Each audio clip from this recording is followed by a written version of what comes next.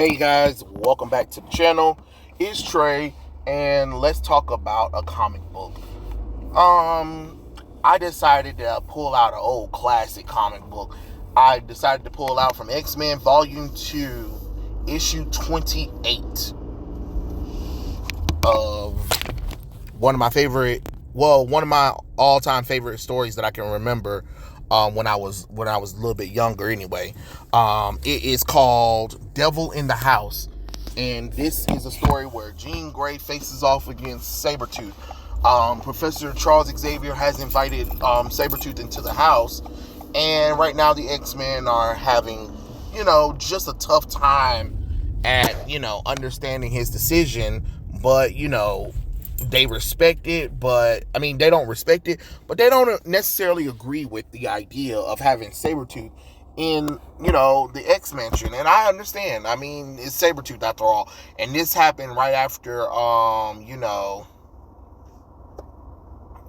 this happens right after Fatal Attraction. So after Wolverine was stripped of his animating claws and he left the team along with Colossus, and Jubilee, the story opens up with Jubilee having a nightmare, where she's running through the forest, and she sees the X-Men there, especially Wolverine. He's dead or whatever, and it's her last stance against Sabertooth. And she wake up in a panic. Jean Grey goes to visit her to see what's going on, and she explains everything that's going on. And Jean decided that she needed to talk to Scott, Aurora, and Hank at a private pub that they hang out with, and they discuss the situation of Charles Xavier bringing in the Sabertooth, and why they think it was a bad idea. But at the same time, Scott agrees with what Professor Xavier's doing because of the fact that, it's their mission to try to save mutants as best they can. But Jean is very apprehensive. The Storm and the Beast are kind of like, we have to see where everything's played out. Do they really agree? No. Do they feel comfortable with Sabertooth being there? But they can't turn a blind eye to, a person that's in need. Later on, we transition to discussion of the legacy virus that Bessie Braddock has, aka Psylocke, and she tries to go and talk to after Charles Xavier tests her. She goes to a room that Sabertooth is kind of in right now, and she tries to give him the little psychic doses, the docile him and stuff like that. That kind of didn't work neither. So this time they send Rogue and Gambit to do it as well. And of course, Sabertooth said that, hey, you're Mystique's kid. She raised you since she was a pup, right? And Rogue asks, what if she did? And he was like, maybe one day ask about your half brother. And then the door closes. We transition to Jean confronting Professor Xavier about his methods and because lately he's been acting out of character a little bit. Some of his choices just don't really mesh well, and Jean wants to know why.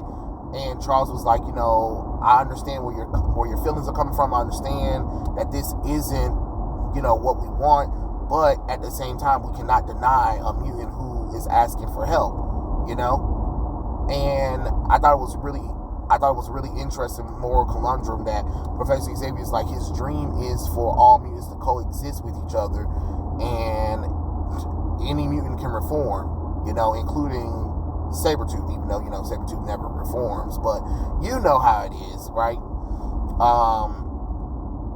I mean, the goal is to get Sabertooth to join the X-Men team anyway. So, Charles Xavier, leaves them, and Moira McTaggart calls him and say, hey, he's acting out again. And Jean decides that she's going to take him on. But before that, they, Jean and Scott have a conversation about the Wolverine situation and how she's like, he was like, you guys shared a bond or whatever. And she was like, it was so long ago, Scott, I was confused, but at the same time, the darkness that Wolverine had. Sabertooth reminds her of the darkness that Wolverine has, and the darkness that she enjoyed. A part of her loved that darkness about Wolverine, the danger, and part of her sees the danger in herself as well. So that's something that she, told Scott, but Scott was like, "That's normal because that shows that you're a human, Jean. This is after the events of the Phoenix Force and stuff like that." So, they talk about, everybody get married and how, you have to confront the darkness head on. And she was right. I have to confront this on my own. And she told Moira McTaggart that she was going to take Sabertooth on. So she dressed up in her iconic 90s costume, and she decided that she's going to confront Sabertooth. Sabertooth started trying to taunt her about Wolverine and how she's so scared, and he's like, "I knew you would come, Red, because you just can't, you're scared to face your fears or whatever." And Jean decides to remove the restraints that keeps, Sabertooth away from her harming anybody or whatever. And she kind of, let him know some things about himself. And she uses her powers to kind of like, toss him around and let him know, like, you don't have control like you think you do.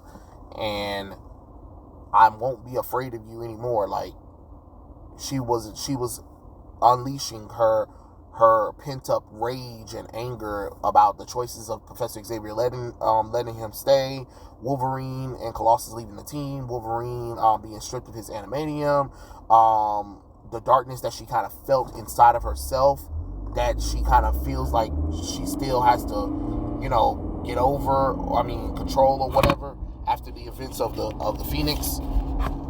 So it was a lot for Jean to have it, but it was a good moment for her to have, and I thought it was really well done.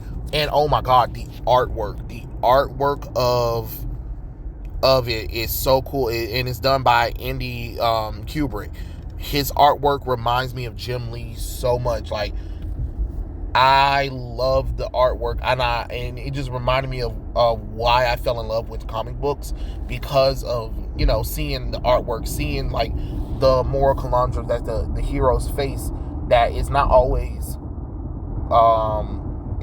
black and white between everything, and it was a good showcase to show how Jean's not this docile little girl that once needed everyone's help, and even after she got over the whole Phoenix Force things, that she's still a force to be reckoned with, and after she puts Sabertooth in his place and give him a little psychic treatment or whatever, it later goes on to Jubilee facing off, not Jubilee, but Jubilee conquering her fear, and this time she decides to go and feed Sabertooth or whatever, just so she can conquer her fears. And the comic book kind of ends there.